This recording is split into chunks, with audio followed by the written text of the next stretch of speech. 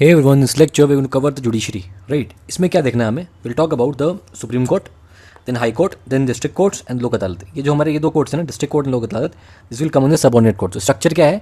Supreme court, high court और नीचे में क्या है? Subordinate courts. इस सबऑर्डिनेट कोर्ट के अंदर में आ जाएंगे हमारे डिस्ट्रिक्ट कोर्ट एंड लोक अदालत. इसके बारे में बात कर लेंगे, ठीक है.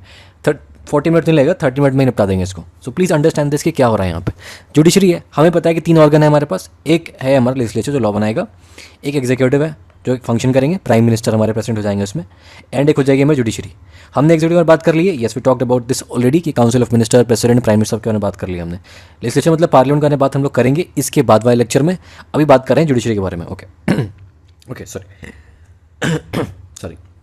अब समझते हैं कि क्या बात करनी है. देखो, अगर हम यहाँ पे लिख रहे हैं will keep on comparing between the supreme court and the high courts, साथ साथ में कंपेयर करेंगे ना तो ज़्यादा हमारे लिए ईजी होगा and that will more convenient for you guys. Okay, अब प्लीज़ समझिए यहाँ पे कुछ बातों को यहाँ पे हमें कंपेयर करना है. सबसे पहली चीज़ तो कंपेयर करते हुए हम लोग चलते हैं.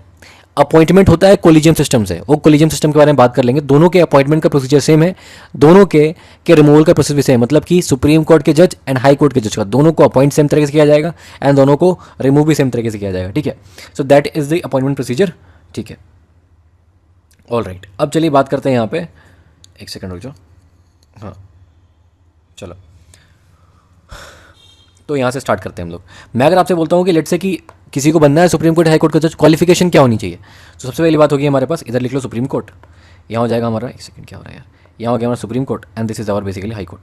ठीक है, ओके, वेरी वेल. अब देखो यहाँ क्या करना है. Number 1 point will talk about कि यार बताओ क्वालिफिकेशन क्या होगी. तो क्वालिफिकेशन ऑफ सुप्रीम कोर्ट जज क्या होगा? देखो यहाँ 3-4 क्वालिफिकेशन समझो इस चीज़ को. यहाँ का क्वालिफिकेशन समझो कि हाई कोर्ट का क्या होगा. ठीक है, देखो सुप्रीम कोर्ट क्वालिफिकेशन क्या होगा कि या तो आप पहले से हाई कोर्ट में जज रहे हो. ठीक है, हाई कोर्ट के पहले से आप क्या रहे हो, जज रहे हो. कितने साल तक? 5 साल तक. ओके, ठीक है, ईयर लिया तो you are qualified, you are qualified enough to be a supreme court का जज. Number 1, this number 1. नंबर 2 क्या है? नंबर 2 इज कि ठीक है, आप ये नहीं हो तो क्या हो सकते हो, और क्या हो सकते हो? You can be a advocate of high court के क्या हो जाओ, जज ना हो आप तो हाई कोर्ट के एडवोकेट हो जाओ. लेकिन अब ये जज से तो छोटी पोस्ट है ना, तो ये 5 साल की जगह क्या हो जाएगा, बढ़ के 10 साल हो जाएगा. तो एडवोकेट हो 10 साल का आपको एडवोकेट चाहिए. ठीक है, एक और थर्ड है which is only in the case of high court, that is distinguished jurist in the eyes of what? CJI. No, in the eyes of the president. ठीक है, इन द ओपिनियन प्रेसिडेंट, कि ये हो distinguished jurist हो in the opinion of president, as per what? As per who? President. Now see, this feature is not available in the high court के जज. अब समझो कि हाई कोर्ट क्वालिफिकेशन समझो क्या क्या है. जैसे यहाँ पे आपको क्या होना चाहिए था, आपको यहाँ पे हाई कोर्ट का जज होना चाहिए सुप्रीम कोर्ट के लिए. भाई सुप्रीम कोर्ट हाई कोर्ट से नीचे तो कुछ है नहीं, तो आपको क्या होना पड़ेगा यहाँ पे क्वालिफिकेशन चाहिए होगी आपको कि यार ठीक है, ऐसा करो कि आप ना हाई कोर्ट के एडवोकेट ही हो जाओ. बट कितने साल के लिए? 10 ईयर्स के लिए. Advocate of high court for how many years? 10 years. ये हो गए अगर, then you are eligible to become the जज ऑफ हाई कोर्ट. ठीक है, या फिर आपने इंडिया में हाई कोर्ट से नीचे जुडिशियल ऑफिस कौन सी है बताओ? कोई से भी लोअर जुडिशियल ऑफिस है. So any judicial office you would have hold for at least how many years. या फिर आपने क्या कराओ कि हाई कोर्ट से नीचे जुडिशियल ऑफिस होल्ड कराओ फॉर हाउ मेनी ईयर्स. भाई हाई कोर्ट में बनना है तो नीचे से ऊपर आएंगे ना, for how many years? For 10 years. ठीक है, तो यहाँ पे देखो दोनों 10 ईयर, यहाँ पे हाई कोर्ट वाला 5 ईयर, एडवोकेट वाला 10 ईयर, ये भी यहाँ पे 10 ईयर. ऐसे रट लेना एग्जाम के. ठीक है, देर इज नो, यहाँ पे जो हमारा ये वाला है ना, ये वाला पार्ट डिस्टिंग्विश्ड ज्यूरिस्ट वाला, there is no provision distinguished jurist for the high courts. यहाँ पे ये प्रोविजन नहीं है. ठीक है, तो ये ध्यान रखना है, बड़े अच्छे से ध्यान रखना है इसको. ओके, अब मैं तो बोलता हूँ आपसे एक चीज़ समझो कि हमने क्वालिफिकेशन देख लिया. ठीक है, अब मुझे बताओ एक बात कि इनका अगर मुझे कल को रिमूवल करना हुआ, ठीक है, चलो और भी बात समझ लो पहले. चलो क्वालिफिकेशन ठीक है, क्वालिफाइड इनफ. अब मुझे अपॉइंट करना है, तो सवाल है कि अपॉइंट करेगा कौन? अपॉइंटमेंट करनी है तो अपॉइंट करेगा कौन, ये सवाल आता है. ठीक है, तो मुझे तो अपॉइंट करेगा कौन? दोनों को प्रेसिडेंट अपॉइंट करेंगे क्या? बट हमें पता है एक चीज़ कि प्रेसिडेंट के पास खुद की डिस्कशन तो होती नहीं है, हमने पढ़ रखा है लास्ट लेक्चर में. तो प्रेसिडेंट खुद से करेंगे क्या? नहीं, खुद से तो नहीं कर सकते. तो कौन करेगा? ये सिर्फ रबर नोटराइज स्टैंप लगा के बोल देंगे हाँ भैया आपको इलेक्ट कर रहे हैं. बट उनको एडवाइस कौन देगा? यहाँ तो काउंसिल ऑफ मिनिस्टर एडवाइस देंगे क्या? नहीं, यहाँ काउंसिल ऑफ मिनिस्टर एडवाइस नहीं देंगे. यहाँ पे हाई कोर्ट के लिए आपको एडवाइस जो मिलेगा ना, that is basically by the collegium system. ठीक है, अब देखो सिस्टम क्या है. तो यहाँ पे अपने को एडवाइस मिल रहा है, प्रेसिडेंट को एडवाइस कौन करेगा? कोलिजियम. ठीक है, ये कोलिजियम किसका है? ये हाई कोर्ट जज का है. तो इसमें कौन कौन होंगे? इसमें होंगे हमारे सीजीआई साहब प्लस फोर अदर जजेस. ठीक है, प्लस 4 अदर जजेस. ठीक है, सुप्रीम कोर्ट के जज होने चाहिए, 4 अदर सुप्रीम कोर्ट के जज होने चाहिए.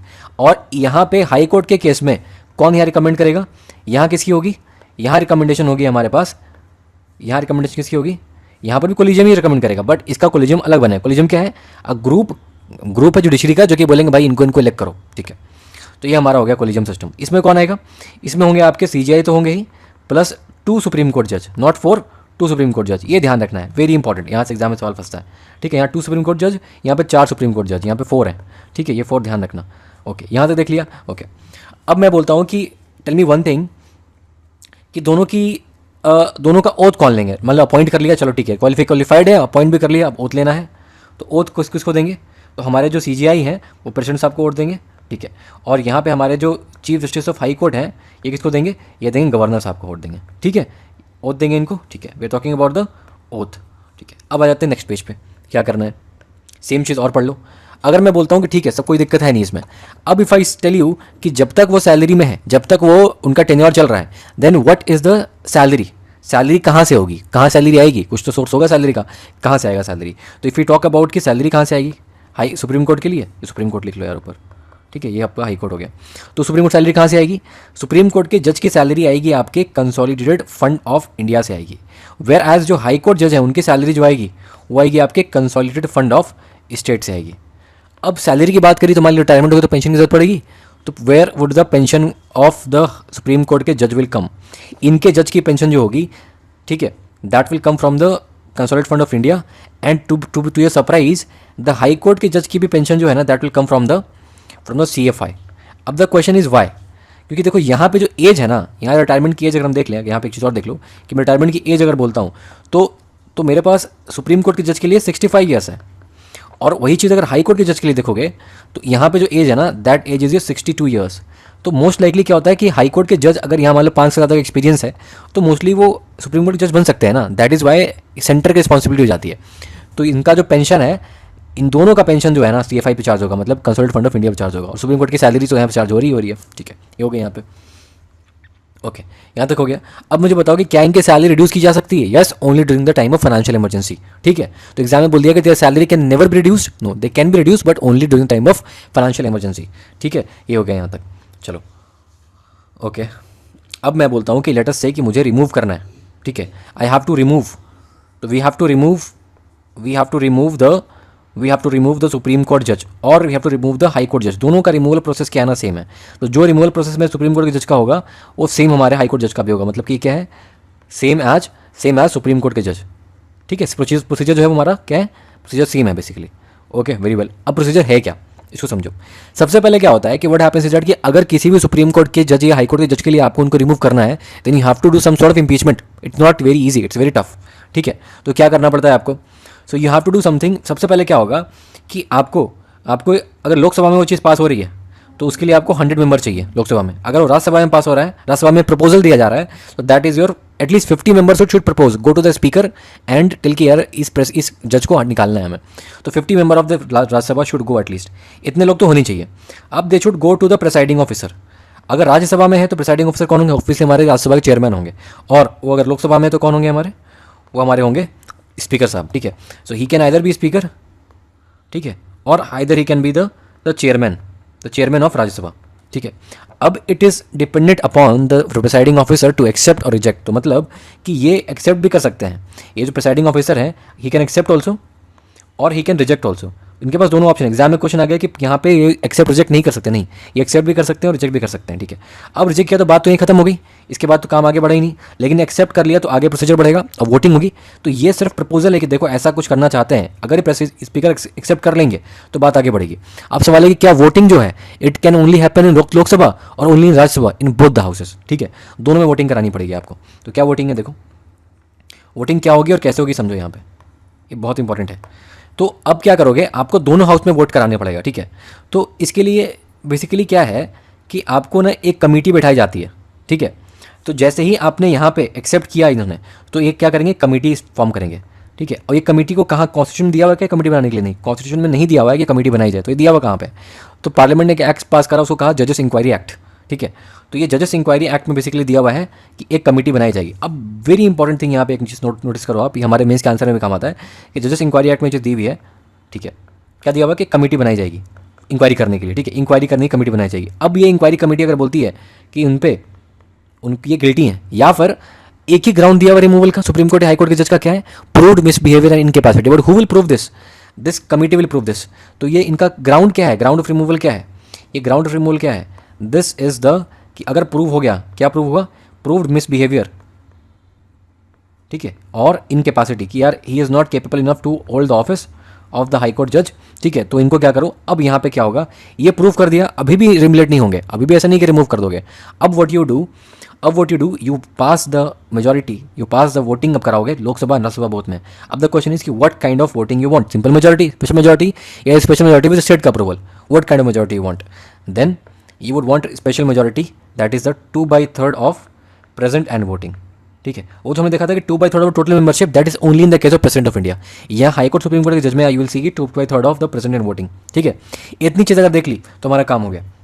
अब मैं तो आपसे एक चीज़ बोल रहा हूँ कि एक चीज़ समझो यहाँ पे कि लोकसभा राज्यसभा दोनों में बिल पास हुआ, ये हो गया। अब प्रोसीजर क्या चल रहा है कि पहले अगर लोकसभा में प्रपोज करना है तो 100 मेंबर चाहिए, 100 मेंबर जाएंगे स्पीकर के पास, स्पीकर अगर साहब एक्सेप्ट करेंगे तो बात आगे बढ़ेगी, अगर रिजेक्ट करेंगे तो काम यहाँ पे खत्म हो गया। अगर ये राज्यसभा में होगा तो 50 member of Rajya Sabha should go to the chairman, chairman should accept और रिजेक्ट किया तो काम खत्म, एक्सेप्ट किया तो यहाँ से एक्सेप्ट किया, यहाँ से एक्सेप्ट किया तो बात आगे बढ़ेगी। एक्सेप्ट करने के बाद जो कमेटी बैठाई गई है, ये कमेटी अब आइडेंटिफाई करेगी कि ये जो प्रूव्ड मिसबिहेवियर इन कैपेसिटी है, क्या ये है कि नहीं, ये कौन प्रूफ करता है, ये पार्लियामेंट नहीं करता, ये कमेटी बोलती है। So this work is of this particular committee only. अब इस कमेटी में होते कौन कौन है, जिस कमेटी में कौन कौन से लोग होते हैं, प्लीज़ अंडरस्टैंड। इस कमेटी में अब आपके होंगे CJI साहब होंगे हमारे, ठीक है, सुप्रीम कोर्ट जज होंगे, CJI होंगे या फिर कोई सुप्रीम कोर्ट के जज होंगे हमारे, और इसके अलावा कौन होंगे, और हमारे हाई कोर्ट के जज होंगे या फिर कोई जूरिस्ट होंगे। तो मतलब every member is of the judiciary only. तो बेसिकली जुडिशरी को डिसाइड करने का कि जुडिशरी किसी को निकालना है, ये सबसे पहले हाथ किस में है, ये प्रूव करना इन्हीं के हाथ में, उसके बाद जाके वोटिंग होगी। ये प्रूव कर दिया, अब जाके वोटिंग होगी। मतलब डबल चेक प्रोसेस है, इट इज़ वेरी टफ। पहले तो यहीं पे एक्सेप्ट रिजेक्ट हो जाएगा, इसके आगे बढ़ा तो ये वो लोग इंक्वायरी करेंगे, इसके बाद आगे बढ़ी तो ये लोग। दैट इज़ वाई कि जुडिशरी का मामला जुडिशरी लोग देखेंगे, इंटरनल मैटर चल रहा है, मामला इंटरनल निपट जाएगा, दैट इज़ इट, ठीक है। तो इतना देख लिया हमको, हमारा मोस्टली क्वेश्चन यहाँ से सॉल्व हो जाएगा। ओके, कुछ और बच्चा देख लेते हैं। अब कुछ रैंडम सी चीज़ें हैं, वहाँ कुछ खास है नहीं। एक होता है, अब इंपॉर्टेंट एक चीज़, लास्ट चीज़ बची है हमारे पास, उसको कहते हैं जुरिस्डिक्शन, ठीक है। एक होता है एडवाइजर, जो पढ़ लेते हैं इसको, क्या बोलते हैं जुरिस्डिक्शन की, कहाँ कहाँ कैसे सुप्रीम कोर्ट अपना जो पावर को एक्सरसाइज कर सकती है, सो क्या कहते हैं जुरिस्डिक्शन। ये किस तरह की होती है, एक होती है आपकी ओरिजिनल, ठीक है, और एक होती है एक्सक्लूसिव। मतलब बहुत इंटरेस्टिंग, मतलब क्या है इसका, एक होती है ओरिजिनल, एक होती है आपकी एक्सक्लूसिव, और एक होती है एडवाइजरी, ठीक है। ये जुरिस्डिक्शन मतलब कि यहाँ इस तरीके से they can exercise their judicial powers. Original का क्या मतलब है कि अगर कोई किसी को पिटीशन डालना है तो they can directly come to the supreme court और directly come to the high court. तो मतलब डायरेक्टली यहाँ पे अगर आते हैं तो ये ओरिजिनल होता है। एक्सक्लूसिव का मतलब है कि only that particular court can exercise that and no other court in the country can do that, exclusive है, ठीक है। एडवाइजरी का मतलब है कि एडवाइस देंगे, एडवाइस किसको देंगे, हमारे प्रेसिडेंट साहब को एडवाइस देंगे, ठीक है। ये 3 तरह का हमको पढ़ना है जुरिस्डिक्शन, ठीक है। और आर्टिकल 131 भी है, ठीक है, और आर्टिकल 136 भी है, आर्टिकल 142 भी है, उसके बारे में बाद में बात कर लेंगे हम लोग। बट दिस इज इट, इतना अगर हमने कर लिया तो हमारा बेसिकली मोटा मोटा जो है वो काम हो जाएगा, ठीक है। एक सेकंड दे दो मुझे, और कुछ रह रहा है, let me just cross check. In my opinion तो कुछ रह नहीं रहा, फिर भी देख लेते हैं एक बार, ठीक है। सो दिस इज इट, हमारा यहाँ पे हो गया। अच्छा, अब आ जाते हैं जुरिस्डिक्शन के बारे में। लक्ष्मीकांत अगर आप खोलना चाहते हो तो अपनी लक्ष्मीकांत खोल सकते हैं, ठीक है।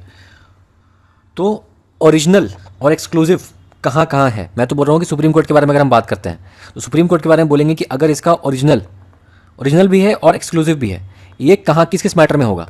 अगर मान लो कि फेडरल मैटर है, सेंट्रल स्टेट के बीच का मैटर है, फेडरल मैटर है, तो इस केस में ओरिजिनल एक्सक्लूसिव दोनों किसके पास है, सुप्रीम कोर्ट के पास है। मतलब कि high court can not exercise this, ठीक है। और क्या, और कहाँ ओरिजिनल एक्सक्लूसिव है, और बेसिकली है यहाँ पे, जस्ट अ सेकेंड ना,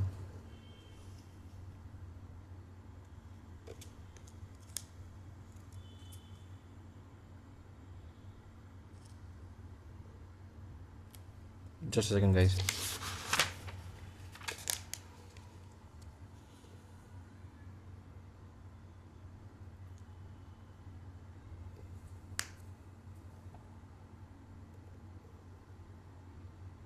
हाँ ओके, तो ओरिजिनल एक्सक्लूसिव कहाँ है, सिर्फ और सिर्फ फेडरल मैटर्स में, और कहीं नहीं है, ठीक है, वेरी वेल। चलो, और ऐसे कौन सी चीज़ें हैं जहाँ पे ओरिजिनल है बट एक्सक्लूसिव नहीं है, ओनली ओरिजिनल, कहाँ पे है वो। जैसे मान लो कि मेरे पास अगर रिट करना है, जैसे मान लो फंडामेंटल राइट का वायलेशन हो गया, तो ये ओरिजिनल है, मतलब ये इसमें सुप्रीम कोर्ट भी कर सकता है और हाई कोर्ट भी कर सकता है। मतलब कि आप सबसे पहले ओरिजिनली इसके पास भी जा सकते हो, फ्रेश पिटीशन डाल सकते हो, और फ्रेश पिटीशन आप हाई कोर्ट के पास भी डाल सकते हो, नंबर वन, ठीक है। फर्स्ट पिटीशन डाल सकते हो यहाँ पे, तो ओरिजिनल भी है। एक्सक्लूसिव कहाँ है, सिर्फ फेडरल मैटर है, मतलब कि सेंटर स्टेट के बीच का, स्टेट के बीच का, ठीक है, क्लियर है, ओके, दैट इज इट। और ये हो गया हमारा, यहाँ तक हो गया। अब बात कर लेते हैं हम लोग। अच्छा, एक चीज़ और देख लो, कि इसमें एक्सेप्शन क्या है, क्या नहीं आता है ओरिजिनल एक्सक्लूसिव में। एक तो अगर कोई बोल देता है आपसे कि इस वाले जो कहा ना फेडरल मैटर, इसमें आपका इंटर स्टेट वाटर डिस्प्यूट नहीं आता है। वेरी इंपॉर्टेंट ध्यान रखना कि इंटर स्टेट जो वाटर डिस्प्यूट है नहीं आता। क्यों? इसके लिए हमने डायरेक्टली अलग ट्रिब्यूनल बनाया हुआ है, ध्यान रखना, बढ़ाया था मैंने आपको। इंटर स्टेट रिलेशन बताया था कि इंटर स्टेट डिस्प्यूट ट्रिब्यूनल बनता है अलग से, और उसका जो डिसीजन होता है वो फाइनल होता है। ठीक है, उसमें जुडिशियल रिव्यू भी नहीं है। दैट इज़ वाई नहीं है, क्योंकि यहाँ पे नहीं दिया, वहाँ देते तो यहाँ नहीं देते ना हम लोग। ठीक है, चलो यहाँ तक हो गया। अब रिट के बारे में बात कर लो। रिट क्या है? देखो, रिट इशू करना बेसिकली क्या है ना, कि रिट के बारे में अगर हम बात करते हैं तो रिट इशू करना सुप्रीम कोर्ट के पास भी है और हाई कोर्ट के पास भी है। ठीक है, बट हमारे पास क्या है ना कि दोनों में डिफरेंस थोड़ा सा है। तो if we talk about writ jurisdiction of this two thing, यहाँ पे ऐड कर लो, एक रिट वाला भी ऐड कर लो। ठीक है, अब रिट के बारे में बात कर लेते हैं। तो रिट के बारे में बात करेंगे। देखो, तो द थिंग इज़ कि अगर मैं बोलता हूँ, ठीक है, तो सुप्रीम कोर्ट जो है, सुप्रीम कोर्ट और हाई कोर्ट के बारे में अगर हम कंपेयर कर लें दोनों में, ठीक है, तो अगर मैं टेरिटरी वाइज बोलूँ तो supreme court can issue writ for the entire India.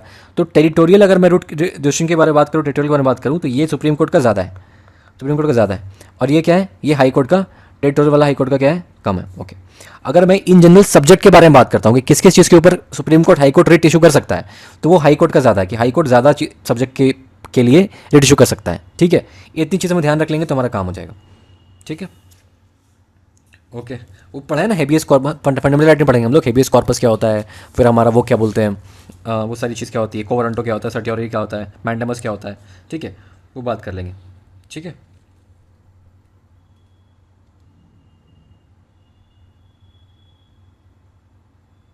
ठीक है। अब एक क्वेश्चन एग्जाम पूछ लेगा आपसे कि supreme court can only issue writ for the enforcement of fundamental right only.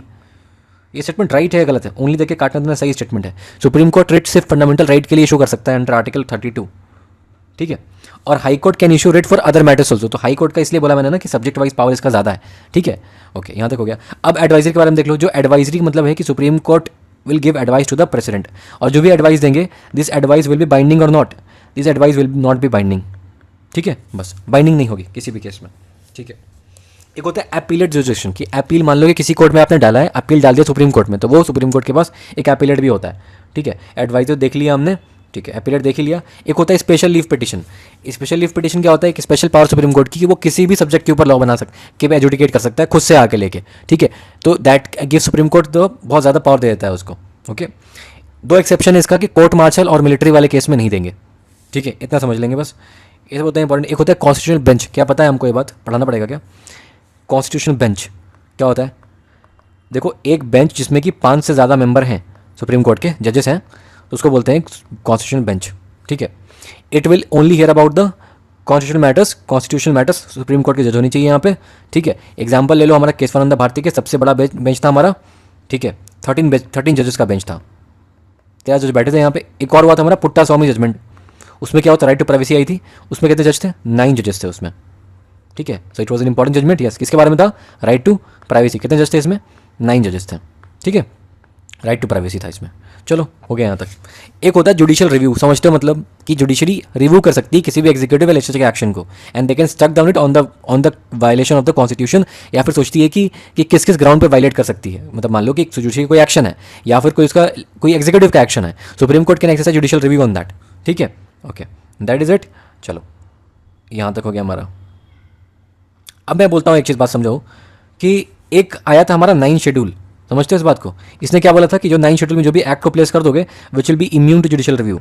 But tell me one thing, कि क्या anything place in 9 schedule will get a blanket ban और will get an immunity judicial review? नहीं, judicial review it can exercise, supreme court can exercise that. कहाँ बोला था? IR Coelho case में बोला supreme court ने इन 2007 कि supreme court can exercise the judicial review even in the case of. तो yes, supreme court का जुडिशियल रिव्यू क्या है? येस, बिल्कुल है। ठीक है, यहाँ देख लिया हमने। अब समझ लो कि कुछ एक और टॉपिक आ जाएगा हमारा।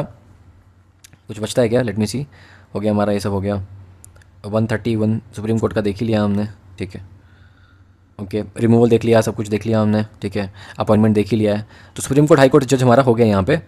ठीक है, अच्छा, एक बात बताओ मुझे कि क्वालिफिकेशन देख ही लिया है, पेंशन देख ही लिया हमने, सब कुछ। ठीक है, कुछ बचा तो है नहीं।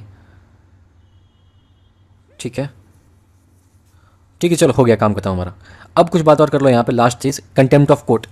कंटेम्प्ट ऑफ कोर्ट हमारे पास दो तरीके का होता है, ठीक है। कंटेम्प्ट कोर्ट क्या होता है कि आपने कोर्ट के किसी एक्शन को क्रिटिसाइज करा, जिससे कि क्रिटिसाइज करा या फिर इम्पीड करने की कोशिश करे कोर्ट की प्रोसीडिंग को, दैट इज कंटेम्प्ट लग जाता है उसके ऊपर, ठीक है। तो क्या बोलते हैं, तो कंटेम्प्ट ऑफ कोर्ट बोलते हैं। दे can B of two types, एक होता है सिविल टाइप ऑफ कंटेम्प्ट, ठीक है, एक होता है आपका criminal type of contempt. Criminal वाले बहुत सीरियस वाले मैटर्स होते हैं, सिविल वाला नॉर्मल सा होता है, ठीक है, ओके, दैट इज इट। अब क्वेश्चन है क्या कि क्या कॉन्स्टिट्यूशन डिफाइन करता है कंटेम्प्ट को? कॉन्स्टिट्यूशन डिफाइन नहीं करता है। क्या करता है? डिफाइन, या डिफाइन बिल्कुल भी नहीं करता है कंटेम्प्ट को, चलो ठीक है, नहीं करता डिफाइन। अब मैं बोलता हूँ कि क्या सुप्रीम कोर्ट के पास पावर है खुद के कंटेम्प्ट पे पनिश करने के लिए? यस। क्या हाई कोर्ट के पावर है खुद कंटेम्प्ट के लिए पनिश करने के लिए? यस, दोनों के पास पावर है, ठीक है। अब मैं बोलता हूँ कि क्या कंटेम्प्ट ऑफ कोर्ट को यूज करके can you put restriction on the fundamental rights? Yes. Article 19 का क्लॉज 2 तो कहता ही है ना कि जो रिस्ट्रिक्शन लगाया हमने, रीजनेबल रिस्ट्रिक्शन लगाया है, वो दैट उसमें जो रिस्ट्रिक्शन का जो क्लॉज है ना, उसमें एक कंटेम्प्ट ऑफ कोर्ट भी है, उसमें एक COC भी आता है, ठीक है, तो लगा सकते हैं ये चीज़, ओके। चलो, कंटेम्प्ट कोर्ट देख लिया। अच्छा, डिफाइन सिविल क्रिमिनल दोनों किया। तो ये कॉन्स्टिट्यूशन में डिफाइन किया हुआ नहीं है। डिफाइन किया हुआ कहाँ पे है? ये एक्ट इन पार्लियामेंट ने एक एक्ट बनाया, उसको बुलाओ contempt of court act, COC act बनाया। इसमें डिफाइन कराया एग्जैक्ट चीज़ है कि क्या सिविल कंटेम्प्ट होता है, क्या क्रिमिनल कंटेम्प्ट होता है, ठीक है, ये सारी चीज़ हो गई। चलो ठीक है, बस इतना देख लो यार। जैसे कि कंटेम्प्ट में अगर आप मान लो कि मैं बोलता हूँ कि सिर्फ आपने कोर्ट को क्रिटिसाइज कर दिया, क्या कंटेम्प्ट लग जाएगा? इन जनरल नहीं लगता है। कंटेम्प्ट तब लगता है जब आपने कोर्ट के ऑर्डर को डिसोबे किया, ठीक है, या फिर किसी कोर्ट के प्रोसीडिंग में आपने इंटरफेयर किया, इंपीड करने की कोशिश करी, कोर्ट को स्कैंडलाइज करा, कोर्ट को आपने डिमीन करा, तब लग सकता है।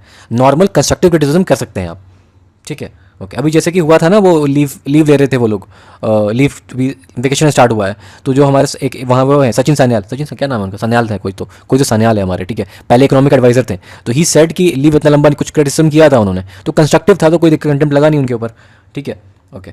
बेसिकली हमारे यहाँ से कवर हो गया यार, कुछ बचा नहीं यहाँ पे। तो ये हो गया हमारा सुप्रीम कोर्ट हो गया, हाई कोर्ट हो गया। Now we are interested talking about subordinate court. अब यहाँ पे एक चीज़ समझो कि बात सबऑर्डिनेट कोर्ट की जब भी हम बात करते हैं, आपको समझना होगा कि यहाँ पे सबऑर्डिनेट कोर्ट में हमारे सबसे इंपॉर्टेंट हमारे पास डिस्ट्रिक्ट कोर्ट होते हैं। कौन से होते हैं? Subordinate courts. अब डिस्ट्रिक्ट कोर्ट क्या होता है, इसमें सबसे समझो क्या है। डिस्ट्रिक्ट कोर्ट हमारे पास दो तरीके से काम करते हैं, ठीक है। ये अगर हमारे पास ही इज़ वर्किंग एज, ये सिविल में भी वर्क कर सकते हैं, he can work on the criminal capacity also, ठीक है। तो क्रिमिनल केसेस को जब देखते हैं, और कभी कभी ये क्या करते हैं, ये सिविल केसेस को भी देखते हैं, मतलब दोनों को देख सकते हैं। यस, दोनों को देख सकते हैं, okay. There are some times कि he can act both of this जजेस। यस, जब वो क्रिमिनल केसेस को सुनेंगे तो इन्हीं को हम सेशन जज कहते हैं। जब क्रिमिनल वाले साइड को केसेस को सुनते हैं, तो इस केस में इनको क्या, इसी सेम डिस्ट्रिक्ट कोर्ट को ही क्या कहते हैं, डिस्ट्रिक्ट जज को ही क्या कहते हैं, कोर्ट नहीं, डिस्ट्रिक्ट जज कह लो इनको। तो इन्हीं को क्या कहते हैं हम, इन्हीं को सेशंस कोर्ट कहते हैं। सेशन जज भी कह सकते हो आप, सेशंस कोर्ट कह लो इसको, ठीक है, सेशन कोर्ट बोल लो इसको, ठीक है। क्रिमिनल केसेस देखेंगे, ये कोर्ट देखेगा तो उसको उसी कोर्ट को बोल देंगे कि ये सेशन कोर्ट की तरह काम कर रहा है। और जब सिविल मैटर देखेगा तो सिविल में, तो दोनों देख सकता है। यस, दोनों देख सकता है, क्लियर है। अब सवाल है कि डिस्ट्रिक्ट कोर्ट को अपॉइंट कौन करेगा? डिस्ट्रिक्ट कोर्ट के जजेस हैं, इनको अपॉइंट कौन करेगा? तो इनको अपॉइंट करेगी क्या state public service commission? No, बिल्कुल नहीं, ये नहीं करती है। तो करता कौन है? Appointment is done by high court. High court recommend करेगा, और अपॉइंट करेगा कौन? गवर्नर साहब करेंगे। The governor will appoint the district court जजेस on the recommendation of what? High court, clear है, ओके। तो high court will have the controlling power over the district courts, ठीक है। तो ये किसके अंदर में आएगा? डिस्ट्रिक्ट कोर्ट के बारे में बात करेंगे तो किसके अंदर में आएगा? हाई कोर्ट के अंदर में आएगा, क्लियर है यहाँ तक बात, ओके। बस हमारे बात में देखना।